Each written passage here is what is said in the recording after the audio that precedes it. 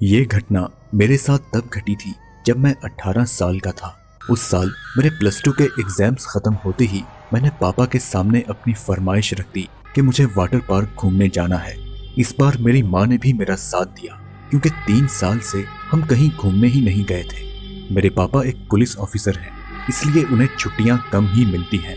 अगले दिन सुबह 10 बजे मैं, मेरी माँ और पापा शांता देवी वाटर पार्क पहुंचे।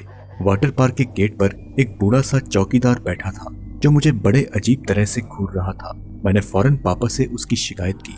मेरे पापा काफी गुस्से वाले इंसान हैं। उन्होंने तुरंत उस चौकीदार के पास जाकर उसे काफी डांटा। इसके बाद हम तीनों वाटर पार्क के अंदर चले गए।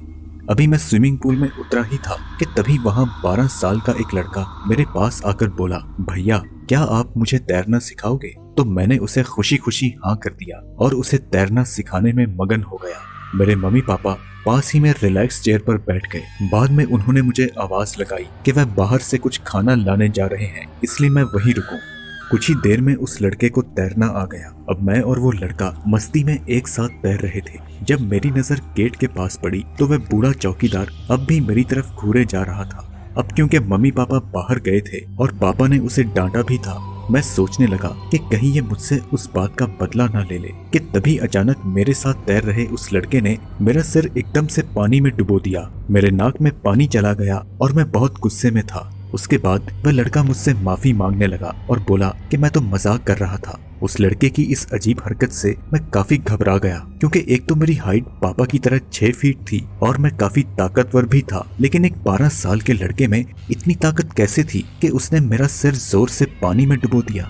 मेरा दिल तेजी से धड़कने लगा। अब मैं पानी में और नहीं रहना चाहता था, लेकिन पता नहीं क्यों मुझे बहुत डर लग रहा था। मैं फटाफट स्विमिंग पूल से बाहर निकल गया, लेकिन वह लड़का अभी भी पानी में था और बार बार मुझे पानी में वापस आने के लिए कह रहा था। उसकी उस हरकत के लिए मैंने उसे माफ भी कर दिया, लेकिन पता नहीं क्यों वह लड़का मेरा पीछा ही नहीं छोड़ रहा था। इसलिए उसका दिल रखने के लिए मैं एक बार फिर से स्विमिंग पूल में उतरा। लेकिन ये क्या, स्विमिंग पूल में जाते ही वह लड़का मुझे कमर से पकड़कर स्विमिंग पूल के बीच ले आया।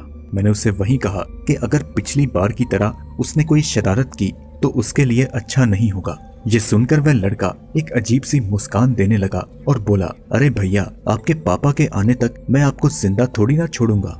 इतना कहते ही उसने दोबारा मुझे पानी में डुबोना शुरू कर दिया। इतना ताकतवर होने के बावजूद मैं उसका कुछ नहीं बिगाड़ सका। ऐसा लग रहा था कि मानो मेरे हाथ पैर सुन पड़ चुके हैं।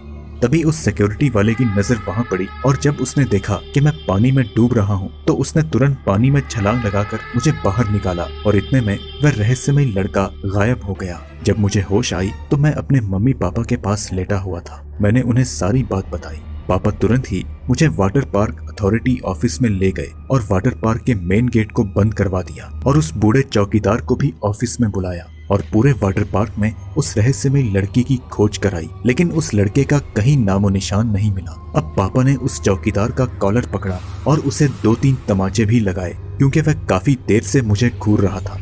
वाटर पार्क में लोगों ने किसी तरह पापा को शांत किया और उसी हड़बड़ी में उस चौकीदार की जेब से उसका पर्स गिर गया, जिसमें से उस रहस्यमय लड़के की फोटो निकली जिसने मुझे पानी में डुबोने की कोशिश की थी। मैंने तुरंत उस लड़के को पहचान लिया। अब पापा किसी भी हाल में रुकने वाले नहीं थे। उन्होंने अपनी बेल्ट निकाली और जमकर उस चौकीदार की धुलाई की और कहा कि बता तेरा बेटा कहाँ है। सब लोग जान चुके थे कि पापा पुलिस ऑफिसर हैं, इसलिए कोई भी उन्हें रोकने की हिम्मत नहीं कर पाया। उस बूढ़े चौकीदार ने खांसते हुए अपनी जेब से एक कागज निकाला। उस कागज को खोलने के बाद पता चला कि वह उस रहस्यमय लड़के का डेथ सर्टिफिकेट है। ये देखकर पापा सब कुछ समझ गए और उन्होंने उस चौकीदार से माफी मांगी और हम सब वाटर पार्क से वापस घर आ गए।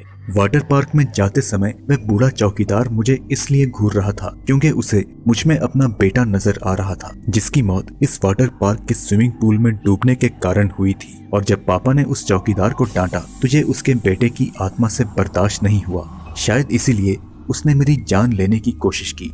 आज भी हमें उस लड़के से कोई शिकायत नहीं है क्योंकि अपने बाप के अपमान पर शायद मुझे भी उतना ही गुस्सा आता। मेरे साथ जो हादसा हुआ उसमें किसी का कोई दोष नहीं था, लेकिन फिर भी हम सभी ने तकलीफ भुगती। इस घटना को याद करके मेरे समझ में नहीं आता कि मैं रोऊं या ना रोऊं, लेकिन डर जरूर लगता है।